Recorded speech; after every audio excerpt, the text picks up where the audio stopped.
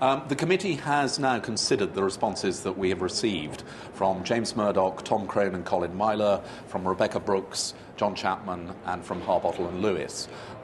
These do raise a number of additional questions.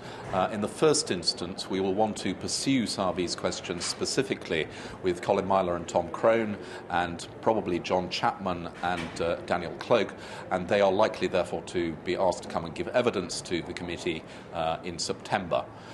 We will also be seeking further information from a number of other individuals, both the legal firms employed by News International and former and current employees of News International, and in due course, when we have all of the information that we've requested, we may well wish to put further questions to James Murdoch. So at this stage, you're not able to say whether or not you need to recall James Murdoch. Has he answered some of your questions in written form in a letter? Yes, we've had a response from James Murdoch in which he has supplied a number of pieces of information which are new to the committee, and particularly details about some of the payments that were made to Clive Goodman and Glenn Mulcair.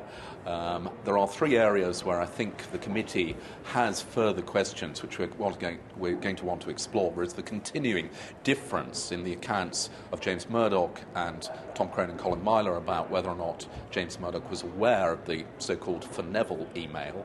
There is the question about the size of the settlement paid to Gordon Taylor and what influenced that, and then we have the question of the continuing payment of Glenn Mulcair's legal fees and the size of the payoff for Clive Goodman. Those are all areas where I think the committee is going to want to explore further. That so-called for Neville email is pivotal in this, isn't it? Because the News International defence was this was a rogue reporter, Clive Goodman. He was jailed in 2007. If James Murdoch knew about that email, it would suggest that he knew that phone hacking was more widespread. Has he said anything in his reply to you that reassures you that he didn't know?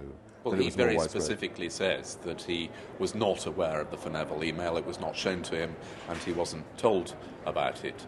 But that is not what Tom Crone and Colin Myler have said. So there remains this difference in accounts.